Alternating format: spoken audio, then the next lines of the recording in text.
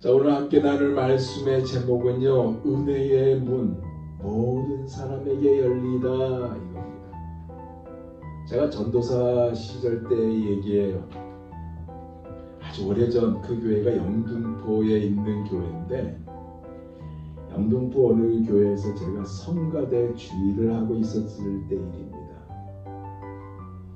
주일을 하면서 늘 드는 생각이 있는데, 그것이 뭐냐?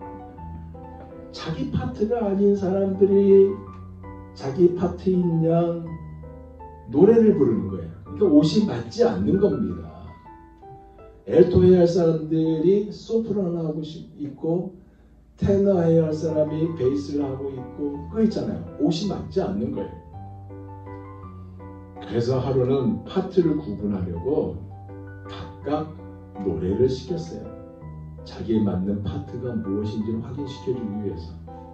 근데 어느 여집사님이, 이분 남편이 교회 재정 집사님이에요. 그 여집사님이 기분이 나빴는지 그 다음 주일에 저랑 얘기 좀 하자고 저를 불렀습니다. 그러면서 그의 첫 마디가 왜 파트를 나눠요? 그 얘기가 아니고, 아니 우리가 주는 사례는 제대로 받지 왜 파트 구별을 해요? 그러는 거예요. 사례 얘기를 꺼낸 겁니다. 갑자기 제가 화가 확 났어요. 근데 딱 절제했죠. 황당하고 화가 났지만 제가 자세히 설명했어요. 근데 그가 이해를 못하는 거예요.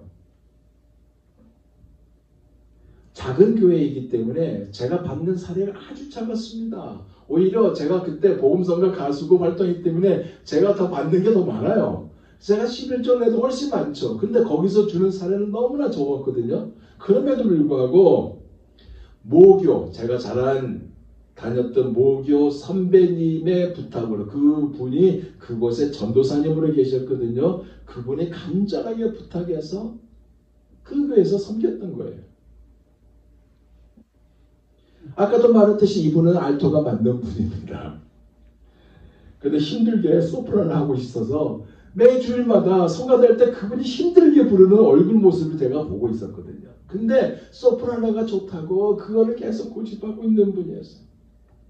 이것을 조정했더니 기분이 나빴던 것 같습니다. 나중에 제가 그 교회에 나와서 사랑의 교회로 부름을 받았을 때 미안했다 말을 그제야 들었습니다. 우리는 살면서요, 전혀 그렇지 않는데 오해받는 일이 종종 있습니다. 안 그래요? 누군가가 하지도 않는 일을 했다고 하거나 한 일을 안 했다고 하면 왠지 억울함이 들고 화가 나요. 하지만 이 두 가지는요, 여러분, 사실 확인만 되면 금방 해결되는 문제입니다. 그렇죠? 그런데 아무리 이야기하고 아무리 설명해도 이해하지 못하면요, 알아듣지 못하고 마음속에 딱 닫혀 있으면 이것만큼 억울한 게 없습니다. 그러면서 속에서 어떤 결론을 내린지 아세요? 시간이 해결해 주겠지. 아니면 에이, 안 해도 좋아. 너와 나랑 끝이야. 라고 우리는 얘기를 합니다. 안 그래요? 오늘 본문이 이 경우예요. 근데 이 문제를요, 베드로가 잘 해결합니다. 그래서 이 베드로가 어떻게 해결하였는지, 그리고 그가 가진 태도가 무엇인지를 오늘 본문이 가르쳐주고 있고요. 하나님의 원하심이 무엇인지를 담고 있는 말씀이 바로 오늘 본문입니다. 이것을 나누면서요, 오늘 함께 은혜를 받고자 합니다. 성령 하나님이 우리에게 깨닫게 해주실 것이고 큰 은혜를 주시리라 믿습니다. 몇 가지를 한번 같이 생각해 보자고요. 첫째로 뭐냐? 유대에 있는 사도들과 그 형제들이 비난한 겁니다. 이 비난은요, 그냥 툭 던지는 비난이 아니에요. 정제가 담긴 좀 강도가 센 비난입니다. 이 비난 내용이 뭐예요? 이방인과 같이 먹고 머물렀다 하는 이것이었습니다. 우리가 2주 전에 나눴듯이 베드로에게서 그리스도의 복음을 듣고 세례까지 받은 고넬로와 그의 집안 사람들이 베드로에게 부탁하죠. 뭐예요? 자신들과 함께 며칠 더 머물러 달라고 요청했다고 우리가 말씀을 나눴습니다. 기억나시죠? 그 이유가 뭐냐? 더 많은 진리의 말씀을 듣고자 하였던 것이에요. 예를 들어서 식사 시간이 다 됐는데 자, 밥 먹을 시간이에요. 잠깐 멈추고 들어요. 그러니까 그런 시간이 없어. 알려줘도 관심이 안 갖고 말씀의 은혜가 배고픔을 잊게 했을 정도의 은혜로운 시간이 있었지 않았을까라고 추론해 봅니다. 그림이 그려지죠. 마치 누가복음 10장 38절에서 39절에 나오는 이 말씀대로 어떤 말씀이에요? 그에게 마르다라 이름하는 한 여자가 자기 집으로 예수를 영접하더라. 그에게 마리아라 하는 동생이 있어 주의 발치에 앉아 그의 말씀을 듣더니 마르다는 예수님을 접대하려고 무진장 바쁜데 마리아는 예수님의 발치에 딱 앉아서 말씀을 듣고자 거기에 집중하고 있는 거예요. 왜요? 주가 주신 말씀이 송이 꿀처럼 더 달았기 때문이었습니다. 그래서 주님이 뭐라고 그래요? 마리아는 좋은 편을 택하였으니 빼앗기지 아니하리라 그랬습니다. 마치 이 모습과 같은 거예요. 언제 다시 볼 줄 모르니까 베드로와 함께하고자 했던 마음이 가득했을 것이고 주의 말씀을 더 듣고자 하는 이 갈망으로 가득했던 이들이었다 그 얘기입니다. 이해되시죠? 이것에 대한 소식과 그리고 그들도 성령을 받았다는 이 소식이 유대에 있는 예루살렘 교회까지 유대까지 알려졌어요. 이것이 바로 오늘 본문 1절입니다. 제가 다시 읽을게요. 유대에 있는 사도들과 형제들이 이방인들도 하나님의 말씀을 받았다함을 들었더니 베드로가 유대로부터 북쪽에 있는 가이사랴에 있는 고넬료 집이에요. 그 집에 머무는 동안 이방인들도 하나님의 말씀을 받았다고 사도들과 믿음의 형제들까지 전해졌습니다. 이것은 너무나 놀라운 소식입니다. 왜냐? 그때까지 유다 지방에서 유대인들에게만 복음을 전했거든요. 유대인들에게만 예수님을 전했던 이들이에요. 근데 이것이 이방인에게 전해졌기 때문에 놀라운 것입니다. 이것을 모른 채, 이것이 알려진 것도 모른 채 며칠을 같이 보낸 베드로입니다. 놀라운 은혜와 감격을 안고 이제 유대로 돌아와요. 하나님이 원하신 것이 이거였구나. 어느 특정한 민족에게만 하나님의 은혜가 머문 것이 아니라 하나님은 열방을 향하고 있구나. 이런 이 벅찬 가슴을 안고 돌아갑니다. 그래서 이제부터 이제 전도의 방향을, 이제부터 사역의 방향을 유대인 그리스도인에게만, 유대인들에게만 복음을 전한 것이 아니라 유대인에게도 복음을 전하지만 이방인에게도 복음을 전하야겠다는 그러한 플랜을 짜면서 이제 유대로 돌아가고 있는 거예요. 근데 결심하고 돌아왔는데 예루살렘 교회가 이 정반대의 모습을 보여주고 있어요. 그것이 2절입니다.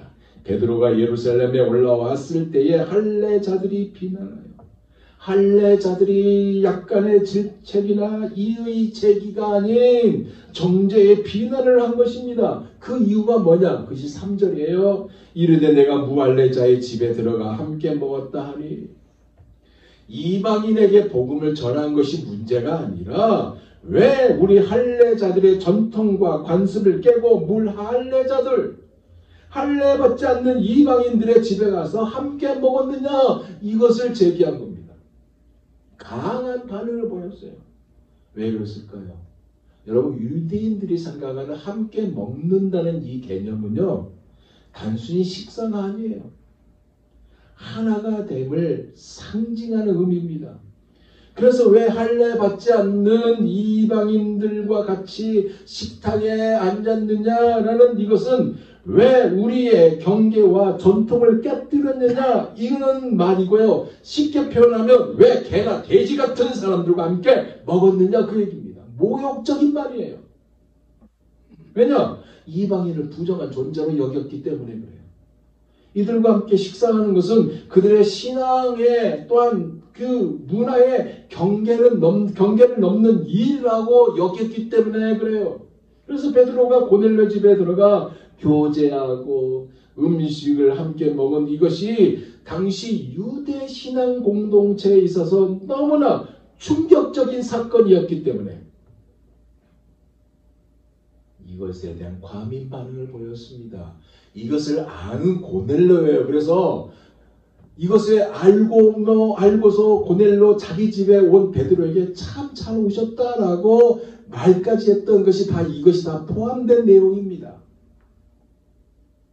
솔직히 여러분 베드로 스스로 찾아간 것이 아니에요. 안 그래요? 하나님이 베드로에게 보여준 환상이 있습니다. 하늘에서 내려온 보자기 환상이 있잖아요. 그 안에 온갖 짐승, 금지하는 온갖 짐승들이 다 들어있잖아요. 근데 이것을 거부했습니다. 베드로가 하나님의 깨끗하게 하신 것을 속되도 하지 말라는 이 메시지, 즉 복음이 유대인만이 아니라 모든 민족에게 열렸다는 이 선언이었고, 이방인들과도 식탁을 나눈 것은 단순한 문화적인 행동이 아니라 하나님의 나라가요 민족과 경계를 넣어 확장되는 상징적인 사건인데도 이들이 이것을 부정하고요, 이방인을 무할례자라고, 할례도 받지 않는 짐승 같은 것들이라고 경멸의 의미를 담은 말을 내뱉은 것입니다.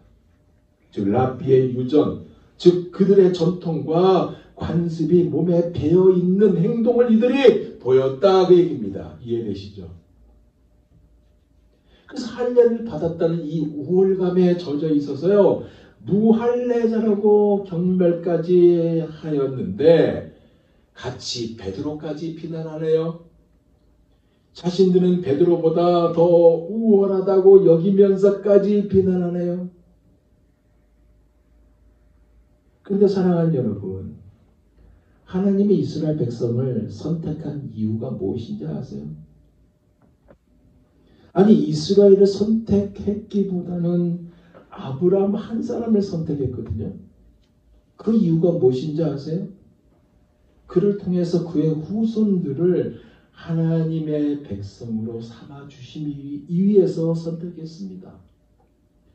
그리고 이것의 공식화가 무엇이냐? 애굽에서 나올 때, 즉 출애굽할 때 모세를 통해서 시내산에서 이제 나는 너희의 하나님이고 너희는 나의 백성이다라는 확인을 주셨어요. 그 말씀이 출애굽기 6장 7절이거든요. 들어보세요. 너희를 내 백성으로 삼고 나는 너희의 하나님이 되리니. 레위기서 26장 12절도 나옵니다. 나는 너희 중에 행하여 너희의 하나님이 되고 너희는 내 백성이 될 것이니라.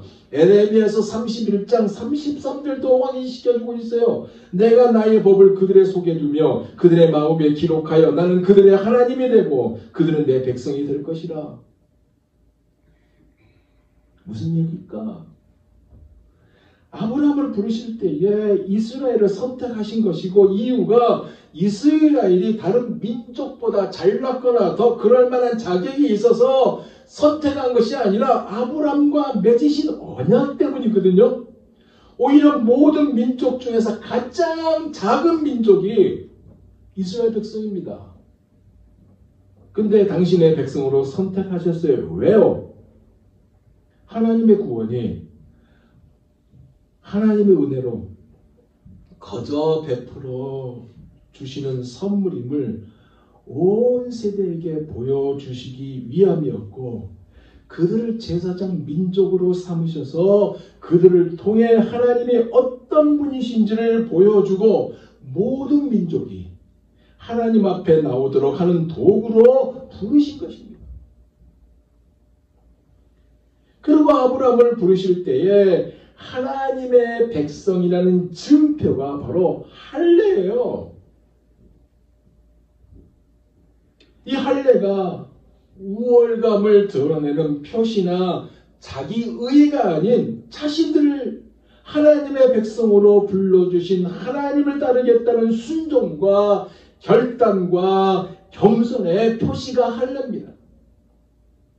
그런데 이스라엘 백성은 할례를 자기 우월감의 과시와 자기 의로 삼는 자기 교만에 빠지고 말았어요.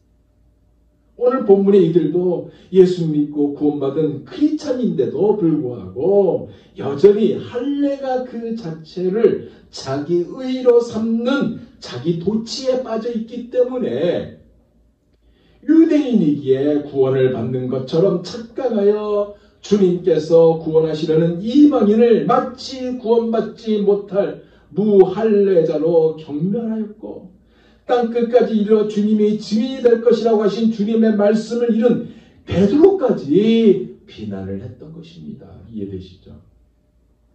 두 번째는요. 그럼에도 불구하고 베드로의 태도입니다. 4절 볼까요? 베드로가 그들에게 이 일을 차례로 설명하여 했습니다. 솔직히 가기 싫었다고 했습니다. 그죠? 그런데 명령에 순종해서 갔어요. 결과가 뭐예요? 지금 예루살렘에 왔는데 비난이잖아요. 여러분 성경에 근거한 베드로의 성격을 한번 알아볼까요? 어떤 성격인지? 충동적이고 직설적이에요. 욱합니다. 욱한 사람이 더한 사람이 누군지 아세요? 사도 요한이에요. 그래서 우리의 아들입니다. 순간 욱해요. 여러분 부부 생활하면서 욱한 거 여러분 많이 경험해봤죠? 네. 번제 행동 예를 들어서 겟세마네 동산에서 예수님을 잡으러 온 사람을 향해 칼을 뽑아서 대제사장의 종 말고의 길을 잘랐던 자가 베드로입니다. 변화산에서 예수님의 영광을 보았을 때 깊이 묵상하고 말을 해야 되는데 즉석에서 여기 초막셋을 집시다 라고 했던 자가 베드로예요. 그렇지만요 그가 열정적이에요. 헌신적인 성격의 소유자죠. 예수님을 따르기 위해서 즉시 그물을 벌어두고 따랐던 자이고 제자 중에 가장 먼저 앞서서 주는 그리스도이시요 살아계신 하나님의 아들입니다 라고 고백했던 자가 베드로입니다. 근데 쉽게 흔들린 자예요. 귀가 얇았는지 쉽게 흔들려요. 여러분 지금도 갈릴리 바다에서 잡히는 고기를 가리켜서 베스거든요. 근데 그 고기를 가리켜서 뭐라고 하는지 아세요? 베드로의 고기라고 그래요. 왜냐? 성격이 급했거든요.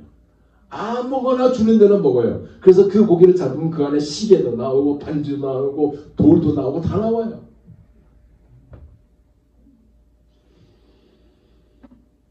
쉽게 흔들립니다. 예를 들어서 주님이 말씀했잖아요. 십자가 이제 지금 돌아가시겠다는 그 말씀하니까 주와 함께라면 옥에도 죽음에도 가겠습니다라고 외쳤던 장담했던 베드로예요. 그런데 실제로는 계집종 앞에서조차 3번이나 부인했던 자가 베드로입니다. 그가요 화가 아니라 가이사랴까지 왜 자기가 갔는지 이방인 고넬료를 왜 만났고 어떻게 그들에게 복음을 전하고 세례까지 베풀었는지 고넬료 집에서 며칠씩이나 머물면서 식사를 나누는지에 대한 이것을 빠짐없이 성의를 다해서 다 차례대로 쭉 설명합니다. 그것이 오늘 본문 5절에서 10절 말씀이에요. 제가 다시 읽을게요. 이르되 내가 욥바시에서 기도할 때 황홀한 중에 환상을 보니 큰 보자기 같은 그릇이 내 귀에 메어 하늘로부터 내려 내 앞에까지 뒤로워지거늘 이것을 주목하여 보니 땅에 네 발 가진 것과 들짐승 것과 기는 것과 공중에 나는 것들이 보이더라. 또 들으니 손이 있어 내가 이르되 베드로야 일어나 잡아 먹으라 하거늘 내가 이르되 주님 그럴 수 없나이다. 속되거나 깨끗하지 아니한 것을 결코 내 입에 들어간 일이 없나이다 하니 또 하늘로부터 두 번째 소리 있어 내게 이르되 하나님의 깨끗하게 하신 것을 내가 속되다 하지 말라 하더라. 이런 일이 3번 있은 후에 모든 것이 다시 하늘로 끌러 올라가더라. 환상 후에 들은 목소리가 뭐예요? 일어나 잡아 먹으라 이거였어요. 근데 못합니다 하면서 못하고 한다고 하니까 하나님이 뭐라고 그래요? 깨끗하게 하신 것을 내가 속되다 해서는 안 된다라고 하는 이 꾸짖음을 들었잖아요. 이 거부를 3번이나 했었다고 베드로가 지금 성실하게 얘기해요. 과거의 성격, 욱하는 성격 전혀 볼 수가 없습니다. 왜요? 하나님의 마음을 가졌거든요. 여러분 하나님의 마음을 가진 자의 모습이 다 이렇습니다.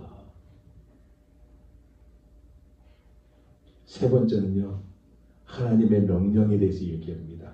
주님은 가이사랴에서 온 세 사람과 함께 가라고 명령하셨다고 했죠. 그것이 11절에서 12절이에요. 마침 세 사람이 내가 유숙한 집 앞에 서 있으니 가이사랴에서 내게로 보낸 사람이라 성령이 내게 명하사 아무 의심 말고 함께 가라 하시매 이 여섯 형제도 나와 함께 가서 그 사람이 집에 들어가니 바로 그때 뭐예요? 그 환상이 끝난 직후에 고넬료가 보낸 사람들이 베드로가 머물렀던 요바에 이 무두쟁이 시몬의 집에 머물렀잖아요. 그 집에 도착하였고 할례를 받지 않는 이방인들을 아무 의심 말고 함께 가라고 하신 이 성령의 명령에 순종하여 갔다고. 그리고 자기 혼자 간 게 아니에요. 요바에 있는 같은 그리스도인 공동체 6명이 함께 갔죠. 이들과 함께 갔다고 하면서 네 번째 무슨 얘기하냐, 하나님이 이렇게 준비하셨다는 얘기를 해요. 그것이 13절에서 14절입니다. 그가 우리에게 말하기를 천사가 내 집에 서서 말하되 내가 사람을 요바에 보내어 베드로라 하는 시몬을 청하라. 그가 너와 내 온 집이 구원받을 말씀을 내게 이르라 함을 보았다 하거늘 고넬료 집에 들어섰는데 하나님이 어떻게 그를 준비시켰는지 천사가 나타나 요바로 시몬 베드로를 찾으라. 보내면 그가 구원의 말씀을 갖고 올 것이라고 말했음을 말했다고 지금 베드로에게 말한 이것을 베드로가 말합니다. 뭐예요? 하나님께서 의도적으로 둘이 만나도록 하신 기가 막힌 하나님의 연출이고 하나님의 감독이었다라고 말하고 있는 것입니다. 그리고 다섯 번째, 하나님의 행동하심에 대해서 이어서 말합니다. 그것이 뭐냐? 성령이 임한 거예요.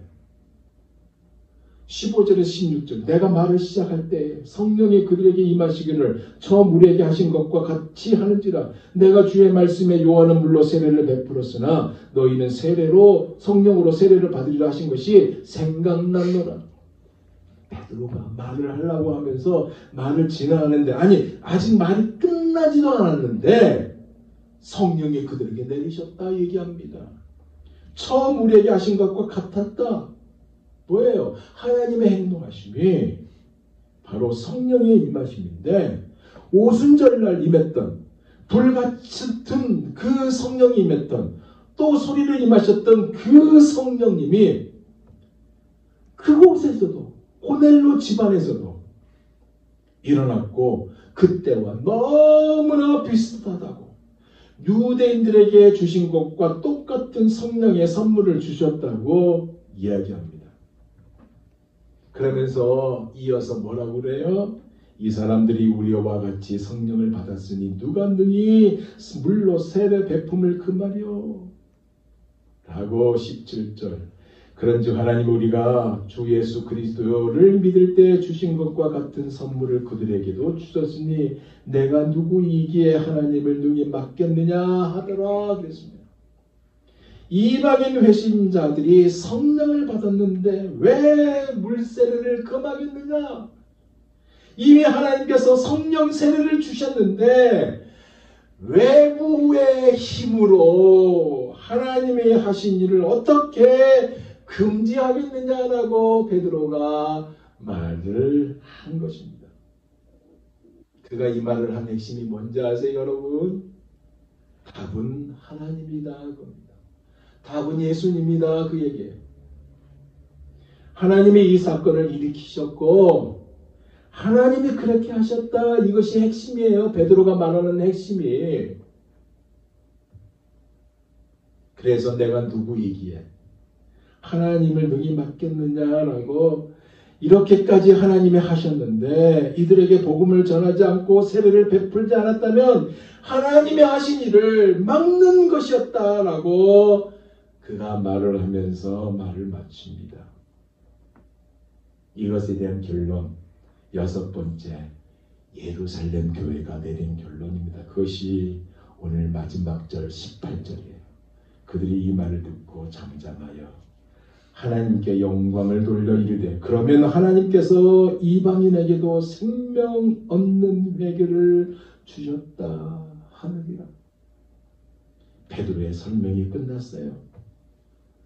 그래서 베드로를 비난한 사람들이 감히 그 가운데 입을 열어서 베드로를 다시 공격하는 사람이 아무도 없었다는 것이 예루살렘 교회의 결론이고, 짐승처럼 취급했던 이방인을 구원하기 위해서 하나님은 베드로를 통해 놀라운 구원의 역사를 행하도록 하셨다는 것. 그 앞에서 그 누구도 또다시 비난할 수 있었겠느냐는 것에 그들은 입을 열어서 이방인도 구원하신 하나님을 진심으로 찬양했고, 이방인들도 하나님이 구원하셨다는 이 선포로 오늘 본문은 끝을 내고 있고, 이것이 오늘 본문의 내용이에요. 그러면 이제 말씀을 마무리하면서 오늘 본문은 우리에게 무엇을 말씀하고 있는 것일까요? 첫째로,